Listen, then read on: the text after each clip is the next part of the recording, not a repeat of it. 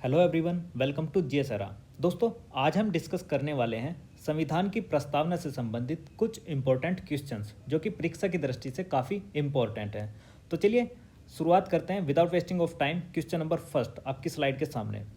निम्नलिखित कथनों पर विचार कीजिए। डॉक्टर भीमराव अंबेडकर ने प्रस्तावना को संविधान की आत्मा कहा है।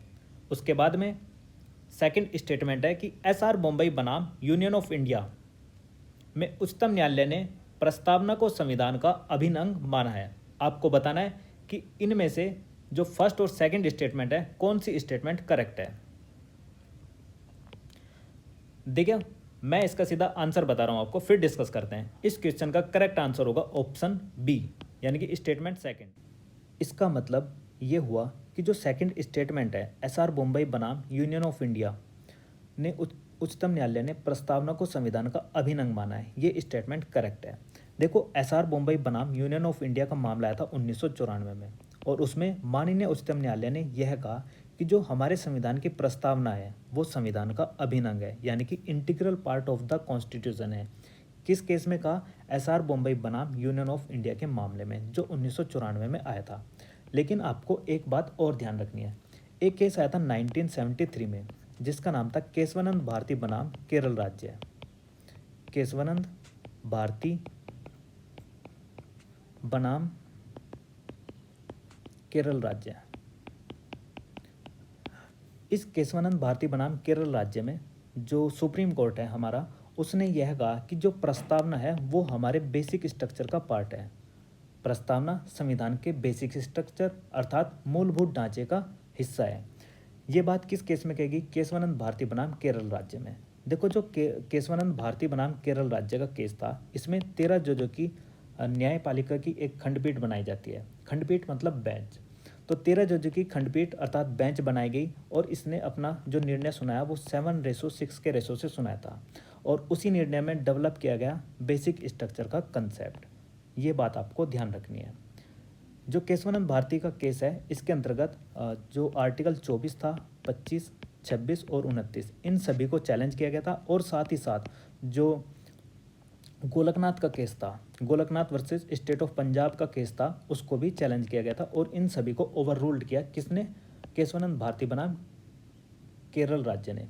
जो गोलकनाथ वर्सेस पंजाब राज्य था, इसमें जजों की संख्या थी 11।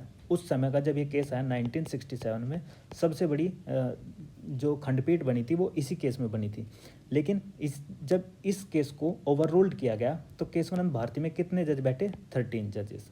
भाई, पहले से ज़्यादा चाहिए थे, तो इसलिए 13 जज की जो बैठक है, जो खंडपीठ बनी, वो आज तक की भारतीय न्यायपालिका की सबसे बड़ी खंडपीठ है। अब बात करते हैं जो स्टेटमेंट फर्स्ट है। डॉक्टर भीमराव अंबेडकर ने जो संविधान की आत्मा कहा है वो कहा है आर्टिकल 32 को।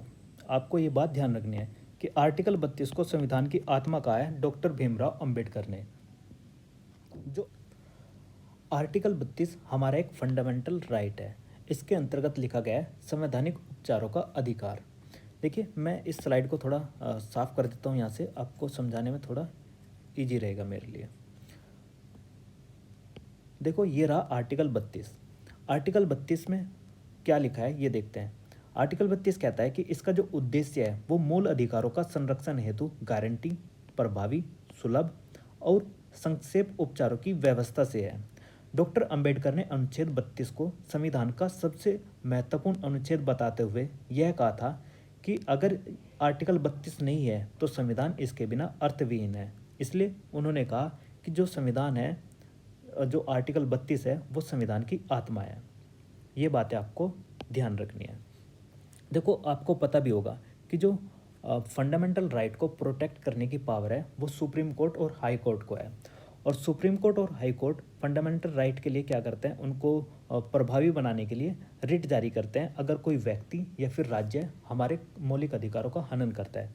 तो जो सुप्रीम कोर्ट को पावर है वो आर्टिकल 32 के द्वारा ही है, और हाई कोर्ट को पावर है आर्टिकल 226 के अकॉर्डिंग। इन दोनों को आर्टिकल 32 व 226 के अकॉर्डिंग रिट जारी करने की पावर है, और रिट होती है 5 प्रकार की। ये बातें आपको ध्यान रखनी है। अब बात करता हूँ मैं कि जो ये प्रस्तावना है, प्रस्तावना को संविधान की आत्मा किसने कहा है? तो देखो, जो हमारे देश के प्रथम प्रधानमंत्री थे पंडित जवाहरलाल नेहरू, पंडित जवाहरलाल नेहरू ने जो प्रस्तावना है, प्रस्तावना को संविधान की आत्मा कहा है। तो ये था इस क्वेश्चन का डिस्कशन। आई होप आपको पसंद आया होगा। चलिए चलते हैं नेक्स्ट क्वेश्चन पर। क्वेश्चन नंबर 2, निम्न में से कौन सा कथन सत्य नहीं है? भारतीय संविधान के लागू होने की तिथि 26 नवंबर 1949 है। नेक्स्ट है, धर्मनिरपेक्ष शब्द को 42वें संविधान के संशोधन के द्वारा जोड़ा गया था। नेक्स्ट है, 42वां संविधान संशोधन 1976 में हुआ था। नेक्स्ट, भारतीय संविधान में सामाजिक, आर्थिक और राजनीतिक न्याय को रूसी क्रांति से लिया गया है। तो देखो, डिस्कस करते हैं इसकी हर एक स्टेटमेंट को। जो हमारे यहाँ पर सामाजिक, आर्थिक और राजनीतिक यानी कि सोशल, इकोनॉमिकल और पॉलिटिकल जो जस्टिस है वो 3 प्रकार का है। ये हमारे जो जस्टिस है, जो हमारे संविधान की प्रस्तावना है उसके देखने को मिलेगा, और इसको रूस से लिया गया था यानी कि रशियन रिवॉल्यूशन से। अब बात करते हैं कि क्या 42वां संविधान संशोधन 1976 में होता है, तो ये बात भी करेक्ट है, और इसको 42वें संविधान संशोधन 1976 को मिनी कॉन्स्टिट्यूशन ऑफ इंडिया कहते हैं। ये क्या है? मिनी कॉन्स्टिट्यूशन के नाम से भी इसको जाना जाता है। धर्मनिरपेक्ष शब्द को 42वें संविधान संशोधन के द्वारा जोड़ा गया था। जी हाँ, जो 42वां संविधान संशोधन हुआ था वो 1976 में हुआ था, और इसके द्वारा जो हमारी प्रस्तावना है, प्रस्तावना के अंतर्गत 3 नए शब्दों को जोड़ा गया था। वो कौन कौन से थे? एक था सामाजिक, समाजवादी, दूसरा था पंथनिरपेक्ष। पंथनिरपेक्ष आ सकता है या फिर धर्मनिरपेक्ष भी आ सकता है। वैसे लगभग सेम से ही है, लेकिन इनमें टेक्निकल फ़र्क है, बताऊंगा उसको भी। धर्मनिरपेक्ष और पंथनिरपेक्ष, और तीसरा है अखंडता। तो ये 3 शब्द नए जोड़े गए थे 42वें संविधान संशोधन के द्वारा। तो ये स्टेटमेंट भी करेक्ट, ये भी करेक्ट, ये भी करेक्ट। अब बात करते हैं भारतीय संविधान के लागू होने की तिथि 26 नवंबर 1949 है। देखो, इसमें यहाँ पर आपको एक बात ध्यान रखनी है।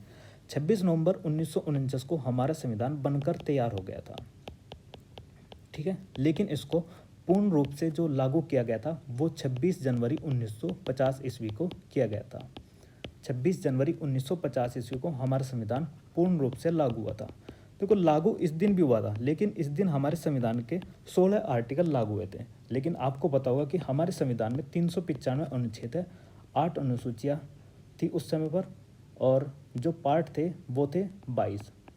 तो इन सभी को ध्यान में रखते हुए हमें आंसर लगाना है। तो इस दिन हमारा पूर्ण रूप से संविधान लागू हुआ था। आपको एक बात और ध्यान रखनी है कि जो 8 अनुसूचियाँ थी, जिनको शेड्यूल बोलते हैं, इनकी संख्या आज के समय पर हो चुकी है 12, और जो 22 पार्ट थे इनकी संख्या हो चुकी है आज के समय पर 25।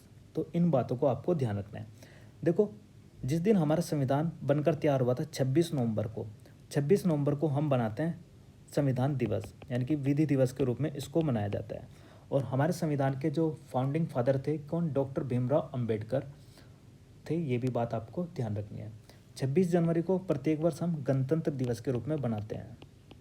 गणतंत्र मतलब रिपब्लिक, ठीक है। चलिए चलते हैं नेक्स्ट क्वेश्चन पर। भारतीय संविधान के प्रस्तावना पर विचार कीजिए।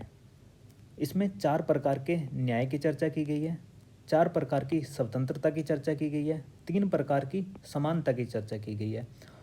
नेक्स्ट स्टेटमेंट है कि संविधान को अंगीकृत, अधिनियमित और आत्मसमर्पित करने की जो तारीख है वो 26 नवंबर 1949 है।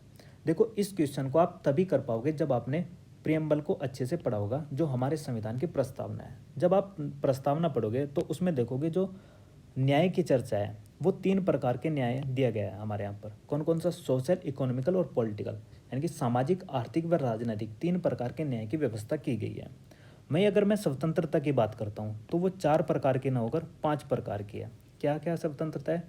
विचार, अभिव्यक्ति, विश्वास, धर्म और उपासना की स्वतंत्रता। फिर बात करता हूँ मैं समानता की, तो ये भी क्या है? 2 प्रकार की है। देखो, मैं आपको एक दिखा देता हूँ कि ये क्या है। आपको ध्यान रखना है कि जो हमारी प्रस्तावना है उसके अंतर्गत सामाजिक, आर्थिक और राजनीतिक न्याय की व्यवस्था की गई है, और 5 प्रकार की स्वतंत्रता: विचार, अभिव्यक्ति, विश्वास, धर्म और उपासना की स्वतंत्रता। 2 प्रकार की समता है: प्रतिष्ठा और अवसर की समता। जब आप संविधान की प्रस्तावना पढ़ते हो तो ये देखो, यहाँ पर सामाजिक, आर्थिक और राजनीतिक न्याय है, विचार, अभिव्यक्ति, विश्वास, धर्म और उपासना की स्वतंत्रता है, प्रतिष्ठा और अवसर की समता है।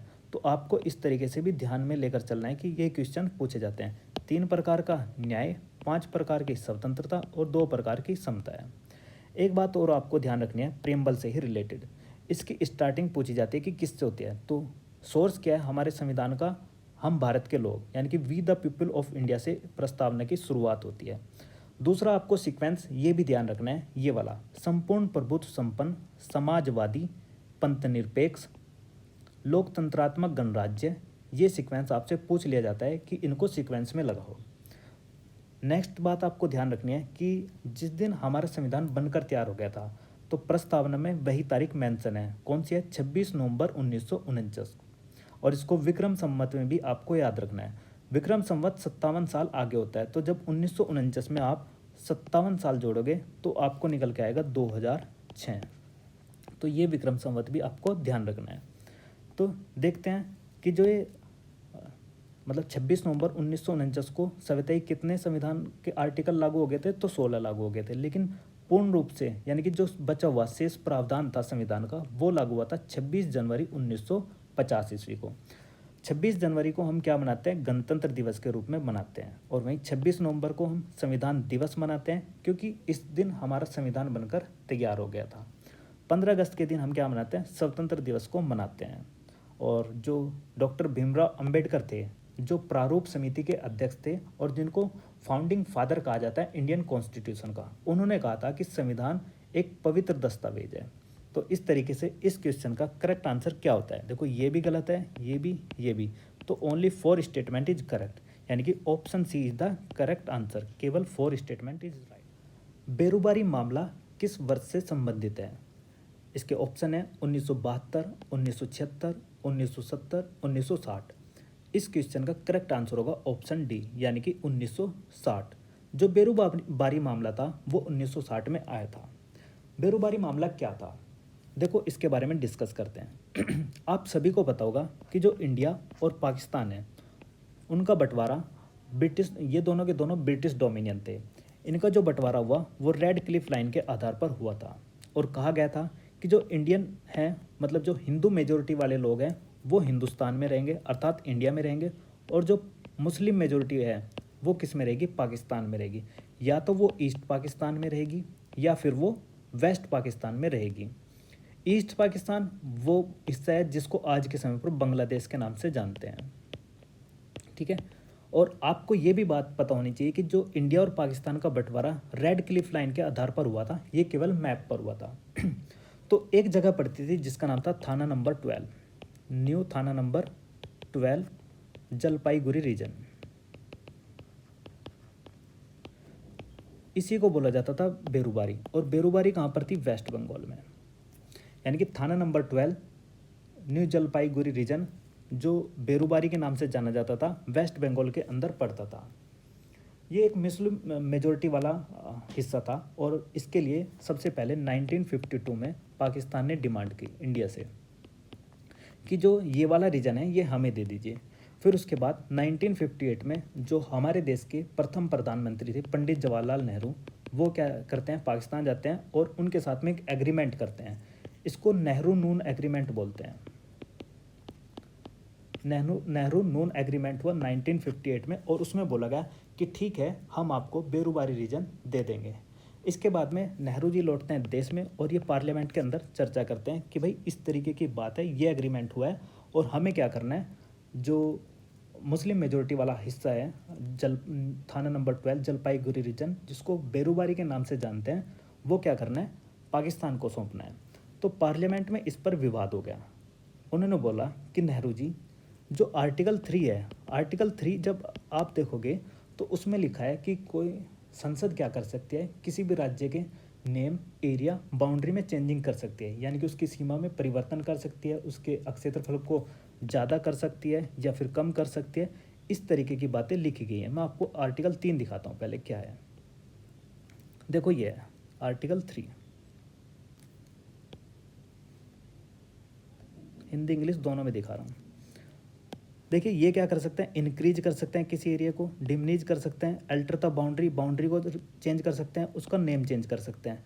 तो ये बातें जब पंडित जवाहरलाल नेहरू के सामने रखे कि किसी भी राज्य के क्षेत्र को आप बढ़ा सकते हो, घटा सकते हो, राज्य की सीमाओं में परिवर्तन कर सकते हो, नाम में परिवर्तन कर सकते हो, लेकिन अनुच्छेद 3 में ये बात कहाँ पर लिखी गई है कि आप भारत के किसी भी राज्य के अक्षेत्र को उठाकर किसी बाह्य यानी कि विदेशी देश को सौंप दो। ये बात तो अनुच्छेद 3 में कहीं पर भी नहीं लिखी गई है। आप ये कर सकते हो कि किसी राज्य के अक्षेत्र को घटा सकते हो, बढ़ा सकते हो, उसकी सीमाओं में परिवर्तन कर सकते हो या फिर उसके नाम में चेंजिंग कर सकते हो।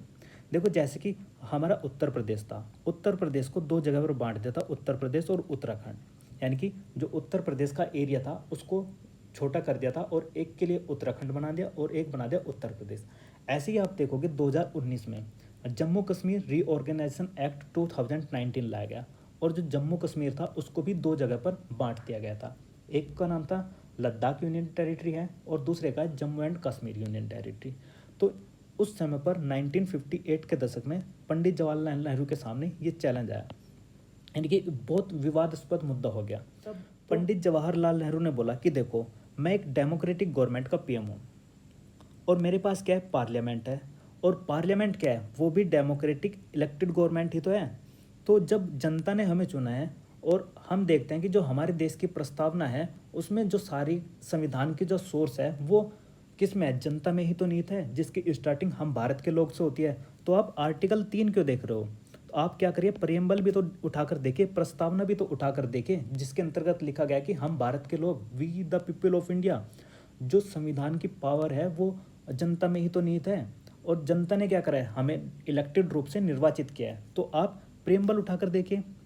तो उस समय पर बहुत विवादास्पद मुद्दा बनता रहा है। इसके बाद में क्या हुआ, उस समय के जो तत्कालिक पीएम थे हमारे राष्ट्रपति थे डॉक्टर राजेंद्र प्रसाद। तो डॉक्टर राजेंद्र प्रसाद के सामने ये मुद्दा गया, वो भी कन्फ्यूज थे। तो उन्होंने अपनी जो संवैधानिक शक्ति होती है आर्टिकल 143 के अकॉर्डिंग, आर्टिकल 143 के अकॉर्डिंग हमारे संविधान के अंतर्गत यह कहा गया है कि जो भारत का राष्ट्रपति होता है वो सर्वोच्च न्यायालय से सलाह ले सकता है। मतलब कि राष्ट्रपति की माननीय सर्वोच्च न्यायालय से सलाह लेने की शक्ति जो है वो आर्टिकल 143 में डिफाइन की गई है। तो जब डॉक्टर राजेंद्र प्रसाद ने सुप्रीम कोर्ट से पूछा कि जो पंडित नेहरू जी कह रहे हैं इस तरीके की बातें सही है गलत है, तो सुप्रीम कोर्ट ने बोला कि देखो जो मतलब कि इन्होंने पूछा कि क्या प्रस्तावना संविधान का भाग है, तो सुप्रीम कोर्ट ने बोला कि देखो जो प्रस्तावना है वो संविधान का भाग नहीं है। किस केस में कहा गया, 1960 के केस में। और यहाँ पर पंडित नेहरू जी मजबूर हो गए। तो ये भी पूछ लिया जाता है कि जो प्रस्तावना है संविधान का भाग नहीं है, किस केस में कहा गया था, 1960 में बेरोजगारी के मामले में ही कहा गया था। और आर्टिकल 143 में डॉक्टर राजेंद्र प्रसाद ने उस समय पर सुप्रीम कोर्ट से संवैधानिक सलाह की जो शक्ति होती है, मतलब कि संविधान के अंतर्गत हमारे भारत के जो राष्ट्रपति होते हैं वो माननीय उच्चतम न्यायालय से सलाह ले सकते हैं किसी भी मामले पर।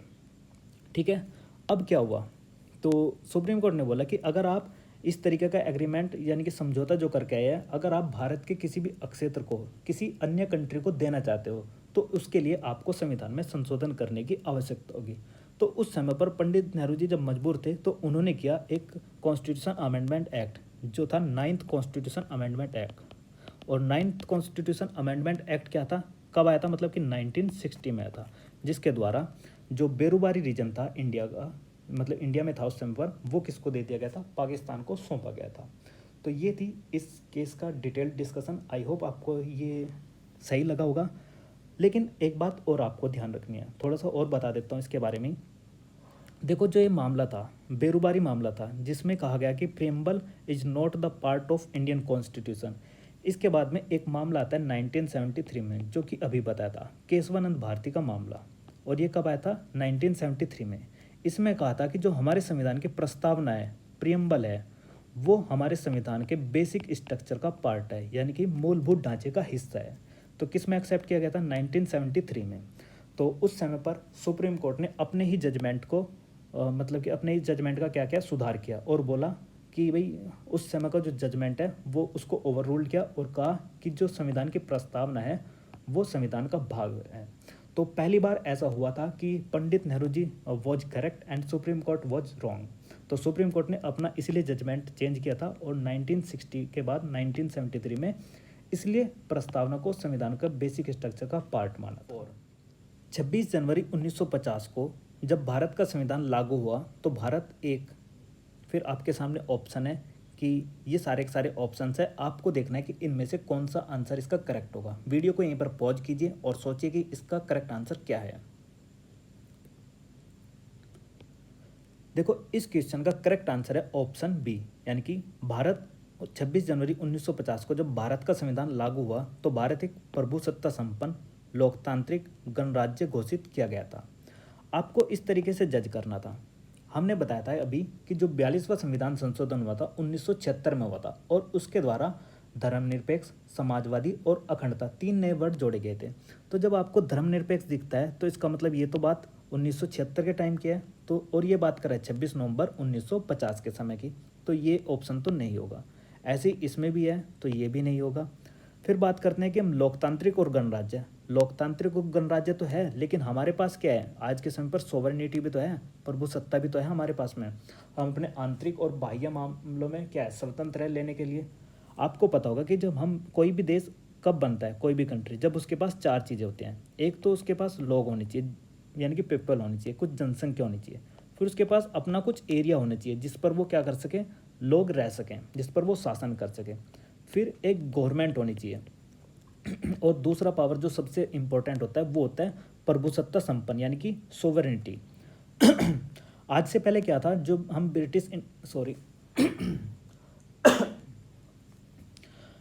जब ब्रिटिश इंडिया के हम गुलाम थे तो ब्रिटिश इंडिया के गुलाम के समय हमारे पास ये तीनों चीज़ें थी, लेकिन हमारे पास क्या नहीं थी, सोवरेनिटी नहीं थी, यानी कि संप्रभुता नहीं थी। हमारे जितने भी इंटरनल और आउटर मैटर होते थे वो सारे के सारे डिसीजन ब्रिटिश इंडिया के द्वारा लिए जाते थे। इसलिए प्रभुसत्ता का होना सबसे ज़्यादा जरूरी है किसी भी कंट्री के लिए। नेक्स्ट क्वेश्चन है, भारतीय संविधान की प्रस्तावना की भाषा किस देश से लिया गया है? अमेरिका, कनाडा, ऑस्ट्रेलिया और आयरलैंड। देखो, इस क्वेश्चन का करेक्ट आंसर होगा ऑप्शन सी, यानी कि ऑस्ट्रेलिया। जो हमारे संविधान की जो प्रस्तावना है उसकी जो भाषा है वो कहाँ से ली गई है, ऑस्ट्रेलिया से ली गई है। लेकिन आप देखोगे कि जो हमारे संविधान की जो प्रस्तावना है, प्रस्तावना ली गई है अमेरिका से। अमेरिका विश्व का सबसे प्रथम देश था जिसके पास रिटन कॉन्स्टिट्यूशन था, और इस देश ने सबसे पहले प्रस्तावना का वर्णन किया था अपने संविधान के अंतर्गत। फिर वहाँ से बहुत सारी कंट्रियों ने, जिन्होंने भी संविधान बनाए उसके बाद में, बहुत सारी कंट्रियों ने अपने संविधान के अंतर्गत प्रस्तावना को जोड़ा, उनमें से भारत भी एक था। तो पूछा जा सकता है कि इसकी भाषा कहाँ से ली गई है, तो वो ली गई है ऑस्ट्रेलिया से। और अगर चार्टर पूछा जाए तो चार्टर था यूएन चार्टर, यूएनओ के चार्टर से। प्रस्तावना कहाँ से ली गई है, अमेरिका से, और प्रस्तावना की भाषा कहाँ से ली गई है, ऑस्ट्रेलिया से, और चार्टर यूएनओ से। ये सारी की सारी बातें आपको ध्यान रखनी है।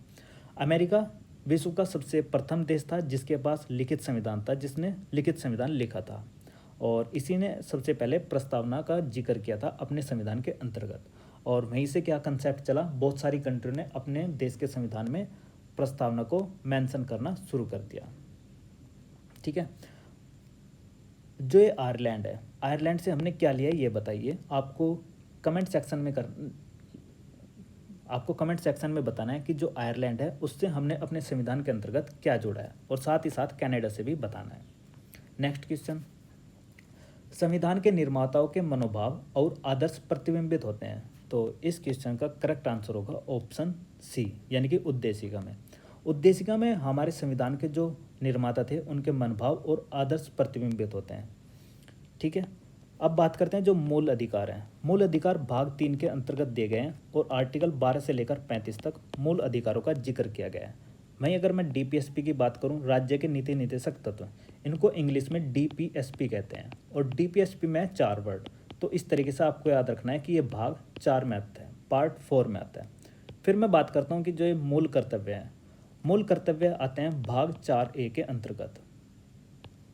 भाग 4A के अंतर्गत मूल कर्तव्य आपको देखने को मिलेंगे।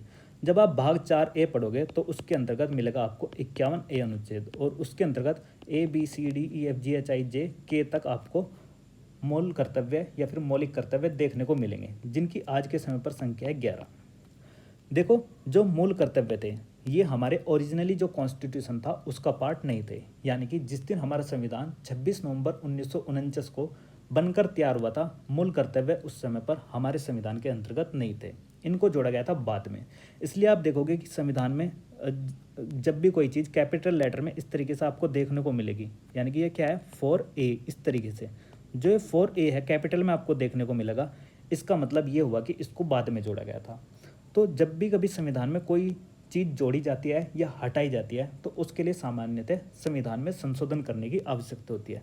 तो जब मूल कर्तव्य को जोड़ा गया उसके लिए 42वां संविधान संशोधन हुआ, यानी कि 42nd कॉन्स्टिट्यूशन अमेंडमेंट हुआ। कब? 1976 में, 1976 ईस्वी में संविधान संशोधन हुआ और इसके द्वारा मूल कर्तव्य को जोड़ा गया। जब मूल कर्तव्य को 1976 में जोड़ा गया उस समय पर इनकी संख्या 10 थी। देखो, जो ये मूल कर्तव्य हैं, मूल कर्तव्य को at the time of emergency जोड़ा गया था, जब हमारे यहाँ पर इंदिरा गांधी की सरकार थी।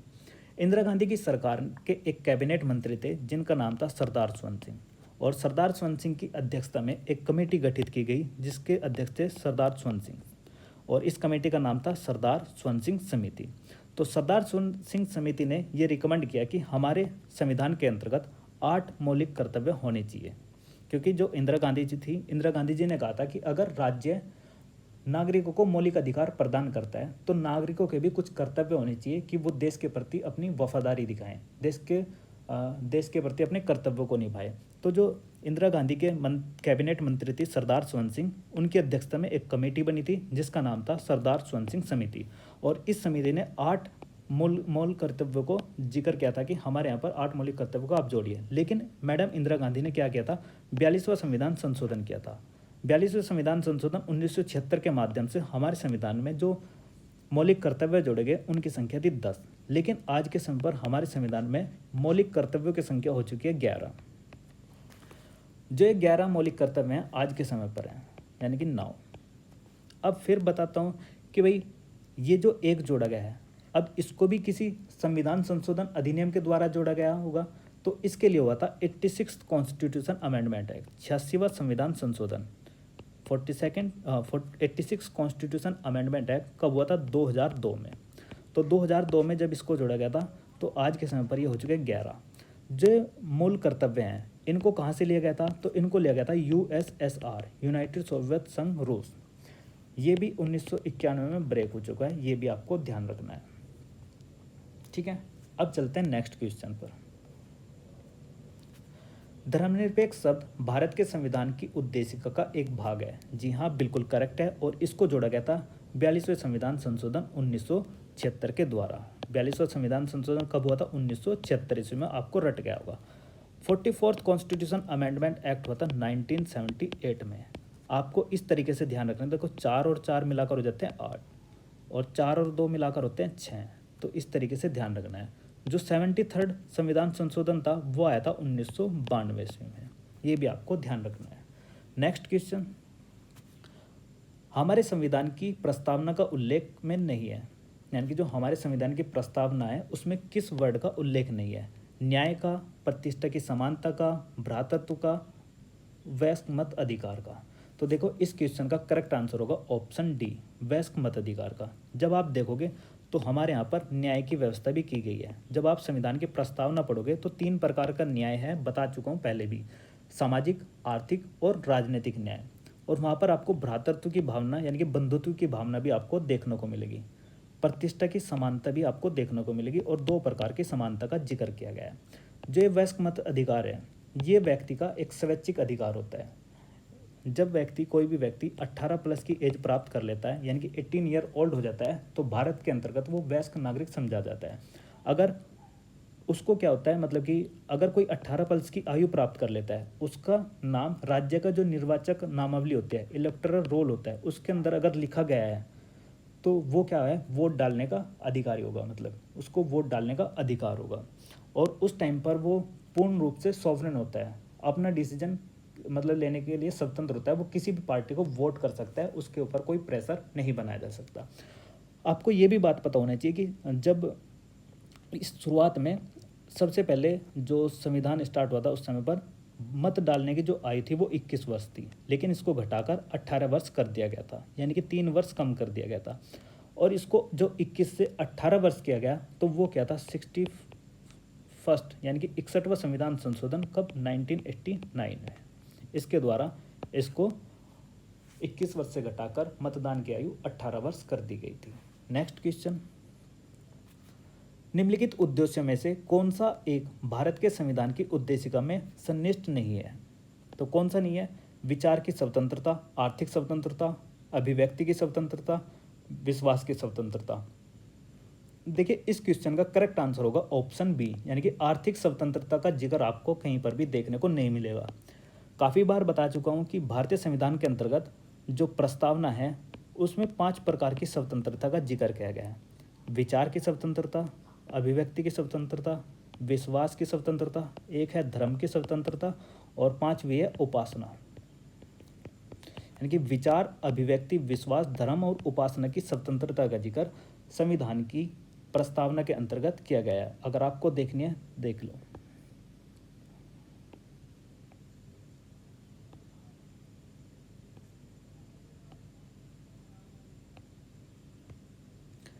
ये रहा हमारे संविधान की प्रस्तावना। इसके अंतर्गत विचार, अभिव्यक्ति, विश्वास, धर्म और उपासना की स्वतंत्रता का जिक्र किया गया है। यानी कि 5 प्रकार की स्वतंत्रता है। 3 प्रकार का न्याय है, सामाजिक, आर्थिक और राजनीतिक न्याय। 2 प्रकार की समता, प्रतिष्ठा और अवसर की। इसकी शुरुआत होती है हम भारत के लोग से। इसको सीक्वेंस बना के याद रखना है आपको। संपूर्ण प्रभुत्व संपन्न, समाजवादी, पंथनिरपेक्ष, लोकतंत्र, गणराज्य। फिर इसमें अगर डेट पूछी जाती है तो वो है 26 नवंबर 1949। इस दिन क्या हुआ था? हमारा भारतीय संविधान बनकर तैयार हो गया था। और अगर पूछता है कि विक्रम संवत क्या है तो वो है 2006। इस दिन हमने अपने संविधान को अंगीकृत, अधिनियमित और आत्मसमर्पित किया था। अंगीकृत मतलब खुद ही हम लोगों ने बनाया, मतलब अधिनियम किया और खुद ही उसको क्या इनेक्ट किया, अडॉप्ट किया और गिव टू अवर सेल्फ, अब आत्मसमर्पित कर लिया खुद में ही। तो ये होता है अंगीकृत, अधिनियमित और आत्मसमर्पित करना। नेक्स्ट क्वेश्चन पर चलते हैं। भारत के संविधान के निर्माताओं का मत निम्नलिखित में से किसमें प्रतिबिंबित होता है? अभी क्या है? उद्देशिका में। ठीक है, नेक्स्ट क्वेश्चन। ये देखो क्वेश्चन नंबर 9। इसमें पूछा गया है, ये सारी की सारी प्रेम्बल लिखी गई है और यहाँ पर पूछा गया है लास्ट में कि डेट की जगह लिख दिया एक्स, कि इस एक्स का क्या अर्थ है। आपको बताना है कि यहाँ पर एक्स था जो, उसमें करेक्ट डेट क्या आएगी यहाँ पर। इसके ऑप्शन है 26 जनवरी 1950, 26 नवंबर 1949, 26 जनवरी 1949 और उपरोक्त में से कोई नहीं। इस क्वेश्चन का करेक्ट आंसर होगा ऑप्शन बी, यानी कि जिस दिन संविधान लागू हुआ था 26 नवंबर 1949। ठीक है, 26 नवंबर 1949 को जब हमारा संविधान लागू हुआ तो इस दिन 16 आर्टिकल लागू हुए थे। लेकिन अगर पूछा जाए पूर्ण रूप से संविधान कब लागू हुआ था तो वो हुआ था 26 जनवरी 1950 ईस्वी को, पूर्ण रूप से। आपको ये भी बात ध्यान रखनी है कि जो 26 नवंबर है, 26 नवंबर को हम संविधान दिवस के रूप में मनाते हैं और 26 जनवरी को गणतंत्र दिवस के रूप में। 26 जनवरी 1949 ये कोई डेट इतनी इम्पोर्टेंट नहीं है। नेक्स्ट क्वेश्चन, निम्नलिखित में से किसमें 13 दिसंबर 1946 को संविधान सभा में उद्देश्य संकल्प प्रस्तावित किया था, जो भारत के संविधान की उद्देशिका का आधार बना? पूछा गया है कि जो उद्देशिका प्रस्ताव है, यानी कि एम्स एंड ऑब्जेक्टिव रिजोल्यूशन है, वो किसने पारित किया था, किसने पेश किया था? तो वो किया था पंडित जवाहरलाल नेहरू ने। इस क्वेश्चन का करेक्ट आंसर हुआ ऑप्शन डी। देखो आपको पता है कि संविधान सभा की जो बैठक हुई थी वो 9 दिसंबर 1946 ईस्वी को होना शुरू हुई थी। उस दिन फर्स्ट मीटिंग थी, लेकिन उसके कुछ दिन बाद 13 दिसंबर 1946 ईस्वी को पंडित जवाहरलाल नेहरू ने पूरी संविधान सभा के समक्ष एक उद्देश्य प्रस्ताव पारित किया, यानी कि एम्स एंड ऑब्जेक्टिव रिजोल्यूशन, जिसका नाम था उद्देशिका संकल्प प्रस्तावित किया। इस उद्देशिका संकल्प को पारित किया गया था, मतलब कि अडॉप्ट किया गया था कब? 22 जनवरी 1947 ईस्वी को। ये बात आपको ध्यान रखनी है। जिस तरीके से हमारे आज के समय पर कोई पार्लियामेंट है तो पार्लियामेंट का कोई भी सदस्य होता है वो क्या करता है, जो मतलब कि एमपी होता है वो बिल लेकर आता है, वो या तो लोकसभा में लेकर आएगा या राज्यसभा में लेकर आएगा। ठीक है, तो पारित कब हुआ था? कोई बिल लेकर जिस दिन पारित आए तो वो डेट है 13 दिसंबर की, मतलब कि संविधान सभा के सामने जवाहरलाल नेहरू लेकर आए थे। फिर कोई बिल पास हो जाता है तो ये पास कब होता? 22 जनवरी 1947 को। इस तरीके से आपको याद रखना है। जो डॉक्टर भीमराव अंबेडकर थे, देखो डॉक्टर भीमराव अंबेडकर क्या है? काफ़ी बार बता चुका हूँ कि इन्होंने क्या किया था। एक तो ये संविधान के पिता थे, ये बात ध्यान रखनी है। दूसरा, इनको आधुनिक मनु की संज्ञा दी जाती है। और तीसरी बात आपको याद रखनी है कि ये स्वतंत्र भारत के प्रथम कानून मंत्री थे, अर्थात विधि मंत्री थे। इन्होंने प्रारूप समिति के अध्यक्ष भी थे। ये प्रारूप समिति के अध्यक्ष कौन थे, जिसको निर्मात्री समिति भी बोलते हैं, उसके अध्यक्ष थे डॉक्टर भीमराव अंबेडकर। और इसमें मेंबर्स की संख्या थी 7 और उसके अध्यक्ष थे ये। इस प्रारूप समिति में एक बात और ध्यान रखनी है, जो के.एम. मुंशी थे। के.एम. मुंशी मात्र एक कांग्रेसी नेता थे, जो कि इन 7 में से एक थे। फिर बात करते हैं जो सरदार वल्लभ भाई पटेल हैं। सरदार वल्लभ भाई पटेल को सरदार की उपाधि बारदोली की महिलाओं ने दी थी। बारदोली आंदोलन कब होता? 1928 में। और जो सरदार वल्लभ भाई की आज के समय पर जो गुजरात के नालंदा में सबसे बड़ी स्टैचू है, उसकी हाइट है 182 मीटर। इनकी जयंती मनाते हैं 31 अक्टूबर को। ये सारी बातें आपको। अब बात करते हैं डॉक्टर राजेंद्र प्रसाद। तो डॉक्टर राजेंद्र प्रसाद संविधान सभा के स्थायी अध्यक्ष थे, यानी कि परमानेंट चेयरमैन थे ये। कौन? डॉक्टर राजेंद्र प्रसाद। और यही भारत के क्या बने? प्रथम प्रेसिडेंट भी बने। नेक्स्ट क्वेश्चन है, भारत के संविधान की उद्देशिका में समाजवादी शब्द जोड़ा गया था। अब देखो यार, ये काफ़ी बार आ चुका है। तो किसके द्वारा जोड़ा गया था? 42वें संविधान संशोधन 1976 के द्वारा।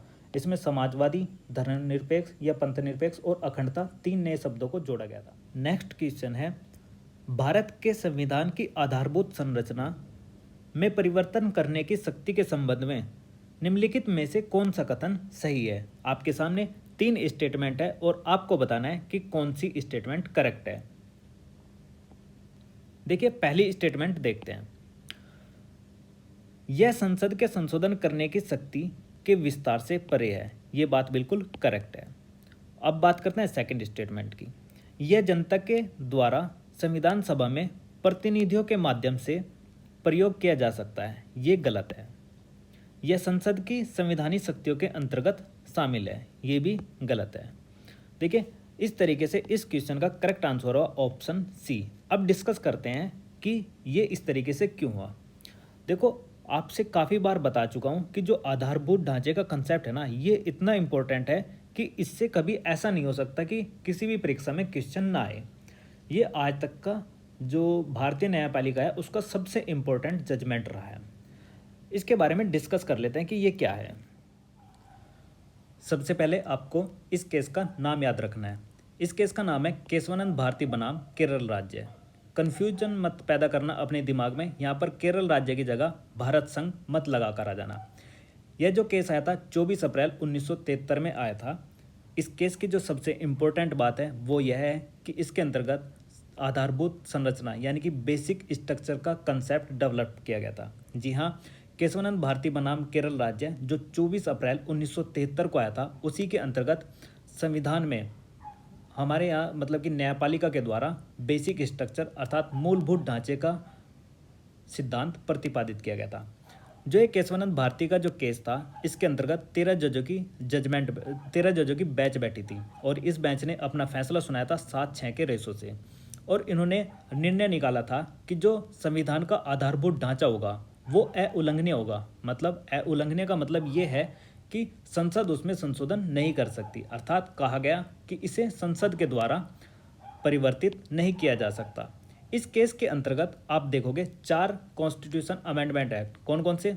24, 25, 26 व 29 संविधान संशोधनों को चैलेंज किया गया। और साथ ही साथ जो गोलकनाथ मामला था, गोलकनाथ बनाम पंजाब राज्य, जो कि 1967 में आया था। कब आया था? 1967 ईस्वी में आया था।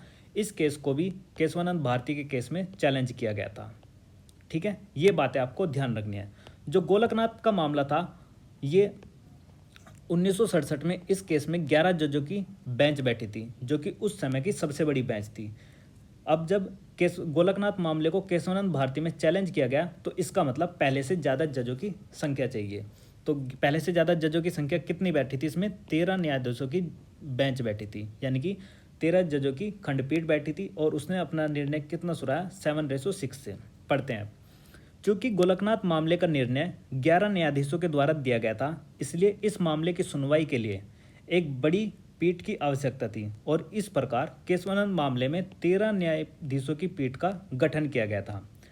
इस जो न्यायाधीश की पीठ में व्यक्ति थे, जो बहुत ही लीजेंड व्यक्ति है, कानून की जिनको बहुत अच्छी परख है, उनमें से एक थे नानी नानी पालकेवाला, फली नरीमन, सोली सरोबोजी। ये सभी व्यक्ति जो लीजेंड व्यक्ति थे, ये भी इन 13 जजों में से थे। अब आपको ध्यान रखना है कि इसमें सबसे ज़्यादा इम्पोर्टेंट क्या बात रही, यानी कि बेसिक स्ट्रक्चर में जजमेंट क्या लिया गया, केशवानंद भारती के केस में जजमेंट क्या लिया गया। तो सुप्रीम कोर्ट ने कहा था कि देखो आर्टिकल 368 के अंतर्गत जो आर्टिकल 368 है वो संविधान में संशोधन की शक्ति प्रदान करता है। किसको? संसद को। तो उन्होंने कहा कि जो अनुच्छेद 368 है जो संसद को संविधान में संशोधन करने की शक्ति प्रदान करता है, उसके तहत संविधान की आधारभूत संरचना में बदलाव नहीं किया जा सकता। यानी कि जो आर्टिकल 368 है जिसके द्वारा आप संविधान में संशोधन कर सकते हो, इसके द्वारा अब आप आर्टिकल 368 के द्वारा अब आप आधारभूत ढांचे में यानी कि बेसिक स्ट्रक्चर में चेंजिंग नहीं कर सकते। वैसे तो आप देखोगे कि जो बेसिक स्ट्रक्चर का कंसेप्ट है, माननीय उच्चतम न्यायालय ने इसकी कोई फिक्स डेफिनेशन नहीं की है कि एक कोई ऐसी फिक्स डेफिनेशन होगी और जो इस फिक्स डेफिनेशन के अंदर आएगा वो बेसिक स्ट्रक्चर का पार्ट होगा। जी नहीं, ऐसा नहीं है। सुप्रीम कोर्ट ने कहा है कि बेसिक स्ट्रक्चर का concept case to case vary करेगा। ये बात हम बताएंगे कि कौन सी चीज़ बेसिक स्ट्रक्चर का हिस्सा होगी और कौन सी चीज़ बेसिक स्ट्रक्चर का हिस्सा नहीं होगी।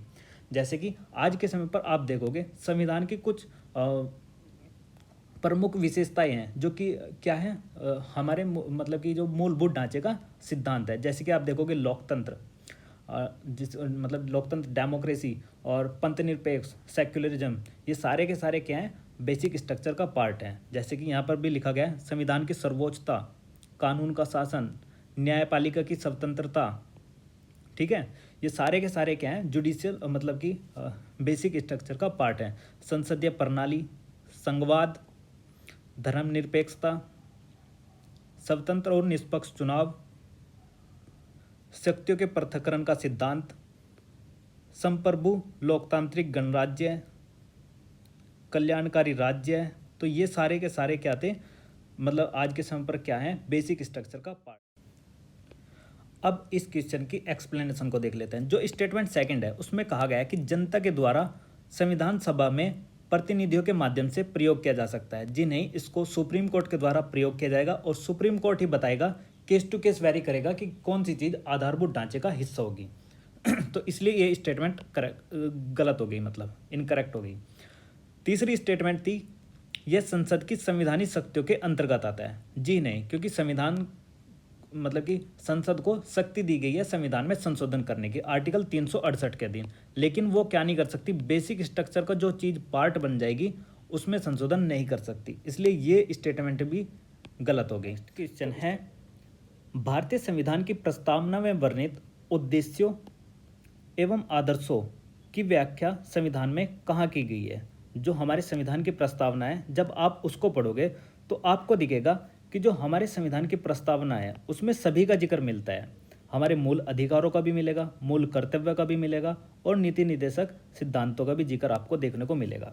जैसे कि पहला है मूल अधिकारों में, तो मूल अधिकार जैसे कि हमें समानता का अधिकार प्राप्त है, विचार का अधिकार प्राप्त है, अभिव्यक्ति का अधिकार प्राप्त है, बोलने का अधिकार है। ये सारे के सारे क्या हैं, धर्म की उपासना, विचार, अभिव्यक्ति, ये सारी की सारी स्वतंत्रता कहाँ पर है, मूल अधिकारों में ही तो है। जब आप मूल अधिकार पढ़ोगे तो उसमें प्रस्तावना में ये सारी बातें आपको देखने को मिलेंगी। फिर हमें जो पॉलिटिकल स्टेटस है, न्याय है, वो कहाँ है, मूल अधिकारों में ही प्राप्त हो रहा है। फिर बात करते हैं मूल कर्तव्य की। जैसे कि हम बोलते हैं हमारे यहाँ पर मूल कर्तव्य की संख्या 11, कि हमें अपने संविधान का पालन करना चाहिए, राष्ट्र की एकता और अखंडता की मर्यादा बनाए रखना चाहिए, अपने झंडे का सम्मान करना चाहिए। तो ये सारी की सारी बातें कहाँ हैं, मूल कर्तव्य वाली यहाँ पर लिख रही हैं। देखो, फिर आप देखोगे कि जो नीति निर्देशक सिद्धांत है, नीति निर्देशक सिद्धांतों में सोशली और इकोनॉमिकल रूप से वो मतलब कि बेनिफिशियरी हैं हमारे लिए। अगर स्टेट उनको अभी इस समय पर लागू कराने के लिए जो राज्य के नीति निर्देशक सिद्धांत है उन वो क्या कर रहे हैं, स्टेट क्या कर रहा है, वेलफेयर के लिए काम कर रहे हैं। आर्टिकल 37 पढ़ोगे तो वो क्या करता है, राज्य एक वेलफेयर के लिए काम कर रहा है, आपके सामाजिक और आर्थिक न्याय के लिए बात कर रहे हैं। वो सारी की सारी बातें कहाँ हैं, राज्य के नीति निर्देशक सिद्धांतों में, आर्टिकल 36 से लेकर 51 तक। तो इस तरीके से आप देखोगे ये तीनों के तीनों ऑप्शन, मतलब कि मूल अधिकार, राज्य के नीति निर्देशक सिद्धांत और मूल कर्तव्य, ये प्रस्तावना में देखने को मिलते हैं। तो इस क्वेश्चन का करेक्ट आंसर हुआ ऑप्शन डी। ठीक है। भारत के संविधान में उद्देशिका का विचार लिया गया है इटली से, कनाडा से, फ्रांस से या फिर यूएसए से। इस क्वेश्चन का करेक्ट आंसर होगा option D, United state of America. आपको काफ़ी बार बता चुका हूँ कि हमारे यहाँ पर जो संविधान के अंतर्गत उद्देशिका का विचार लिया गया है वो यूनाइटेड स्टेट ऑफ अमेरिका से लिया गया है, लेकिन इसकी जो भाषा है वो कहाँ से ली गई है, इसकी भाषा ली गई थी ऑस्ट्रेलिया से। ठीक है, ये बात आपको ध्यान रखनी है, भाषा ली गई ऑस्ट्रेलिया से और यूएसए से ली गई उद्देशिका, और उद्देशिका की भाषा ऑस्ट्रेलिया, कंफ्यूज मत होना। यूएसए एकमात्र ऐसा देश था जिसने सबसे पहले विश्व में संविधान को लिखा था और इसी ने अपने संविधान के अंतर्गत उद्देशिका का वर्णन किया था, और फिर उसके बाद से बहुत सारी कंट्रीज़ ने उद्देशिका का कंसेप्ट को एक्सेप्ट किया, अपने अपने संविधान के अंतर्गत वर्णित किया। आपको मैं एक स्लाइड दिखाता हूँ कि जैसे कि इटली, कनाडा, फ्रांस, इन सभी से हमने क्या क्या लिया है, ये बातें आपको ध्यान रखनी है। जल्दी जल्दी देख लेते हैं। भारत शासन अधिनियम 1935 से ये सारी बातें हैं। आपको याद रखना है कि जो संयुक्त राज्य अमेरिका है, संयुक्त राज्य अमेरिका से हमने न्यायिक पुनर्विलोकन की शक्ति ली है, जुडिशियल रिव्यू। न्यायपालिका की स्वतंत्रता भी यहीं से ली गई है। फिर मूल अधिकार, ये भी यहीं से लिए गए हैं। आयरलैंड के संविधान से हमने क्या लिया है, राज्य के नीति निर्देशक सिद्धांत। जो राज्य के नीति निर्देशक सिद्धांत है ये भाग 4 के अंतर्गत आते हैं, आर्टिकल 36 से लेकर 51 तक।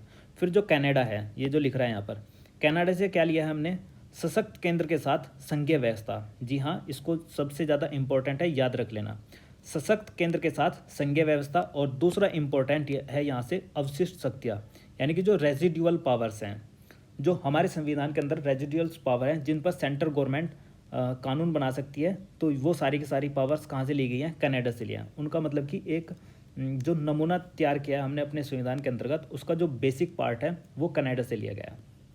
फिर हम बात करते हैं कि ऑस्ट्रेलिया के संविधान से। ऑस्ट्रेलिया के संविधान से क्या लिया है हमने, संसद के दोनों सदनों की संयुक्त बैठक। जो संयुक्त बैठक होती है वो अनुच्छेद 108 के अंतर्गत होती है, वो कहाँ से, वो भी कहाँ से लिया है, ऑस्ट्रेलिया से। और ऑस्ट्रेलिया से ही क्या लिया है, संविधान की प्रस्तावना की भाषा, और प्रस्तावना कहाँ से ली है, अमेरिका से। ठीक है, ये बात ध्यान रखना। जो जर्मनी का कॉन्स्टिट्यूशन है, जिसको वाइमर कॉन्स्टिट्यूशन बोलते हैं, वहाँ से लिया है हमने आपातकाल, एमरजेंसी। ठीक है, एमरजेंसी के समय मूल अधिकारों का स्थगन, यानी कि ये बात है। एमरजेंसी हमने ली थी, देखो, भारत शासन अधिनियम 1935 से। इसको कंफ्यूज मत होना यार तुम। जो भारत शासन अधिनियम 1935 आया था, वहाँ से लिया गया था आपातकाल उपबंध। जो हमारे यहाँ पर इमरजेंसी ली गई हैं वो 1935 के अधिनियम से ली गई हैं। लेकिन जो जर्मनी है, जर्मनी का जो वाइमर कॉन्स्टिट्यूशन है, वहाँ से लिया है हमने आपातकाल के समय पर मूल अधिकारों का स्थगन। ये बात आपको ध्यान रखनी है। जो फ्रांस है, आगे फ्रांस के संविधान से हमने लिया है गणतंत्रात्मक प्रस्तावना में स्वतंत्रता, समानता और बंधुता। जो हमारी प्रस्तावना है उसके अंतर्गत 3 शब्द आपको देखने को मिलेंगे, क्या, स्वतंत्रता, समानता और बंधुता। ये सारे के सारे शब्द कहाँ से लिया है हमने, फ्रांस से लिया है। फिर है दक्षिण अफ्रीका का संविधान। दक्षिण अफ्रीका के संविधान से हमने क्या लिया है, आर्टिकल 368 के अंतर्गत संविधान में संशोधन करने की शक्ति। और पार्लियामेंट आधारभूत ढांचे में, संसद जो है मतलब कि वो आधारभूत ढांचा जो बेसिक स्ट्रक्चर है उसमें चेंजिंग नहीं कर सकती। ये बातें आपको ध्यान रखनी है। फिर है जापान का संविधान। तो जापान के संविधान से हमने लिया है विधि द्वारा स्थापित प्रक्रिया। इसको विधि द्वारा स्थापित प्रक्रिया को ब्रिटेन के साथ कंफ्यूज मत करना, क्योंकि ब्रिटेन से हमने लिया है विधि का शासन।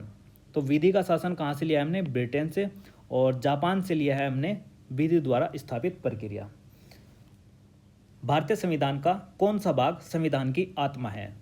तो संविधान की आत्मा क्या है, इस क्वेश्चन का करेक्ट आंसर क्या होगा, ऑप्शन सी, उद्देशिका। देखो, आपके मन में डाउट आ रहा होगा कि यार संवैधानिक उपचारों का अधिकार भी तो हमारे संविधान की आत्मा है। तो देखो भाई, मैं एक बात बताता हूँ आपको। ये अभी क्वेश्चन आया यूपी पीसीएस के अंतर्गत, और यूपी पीसीएस ने जो आंसर की जारी की है उसमें उद्देशिका को मेंशन किया है। ठीक है, तो अब क्या कर सकते हैं, देखो मैं कुछ नहीं कह सकता इस बारे में, लेकिन मैं एक बात आपको बताना चाहूँगा। अप्रोच मैंने भी देखा है, ये 2-3 जगह क्वेश्चन आ चुका है। अगर पूछा जाएगा आपसे संविधान की आत्मा किसको कहा है, तो आपको सीधा मार्क करना है उद्देश्य का। लेकिन अगर व्यक्तियों के नाम दिए जाते हैं कि डॉक्टर भीमराव अंबेडकर ने संविधान की आत्मा किसको कहा है, तब आपको ऑप्शन लगाना होगा ये वाला, यानी कि संवैधानिक उपचारों का अधिकार, आर्टिकल 32, और इसको किसने कहा है, भीमराव अंबेडकर ने। ठीक है। और अगर पूछा जाए कि भारतीय संविधान की प्रस्तावना को संविधान मतलब भारतीय संविधान की आत्मा पंडित जवाहरलाल नेहरू ने किसको कहा है, तो वो कहा है उद्देशिका को। तो पंडित जवाहरलाल नेहरू अगर नाम के अकॉर्डिंग आएगा तब तो आपको पता ही है, और अगर इस तरीके से आता है तो आपको मेंशन करना है उद्देशिका को। तो ये था इस वीडियो का एंड। आई होप आपको ये वीडियो पसंद आया होगा। अगर आपको ये वीडियो पसंद आया है तो इस वीडियो को कीजिए लाइक, और अगर पसंद नहीं आया है तो इस वीडियो को डिसलाइक कीजिए। चलिए मिलते हैं नेक्स्ट वीडियो में, तब तक के लिए थैंक यू।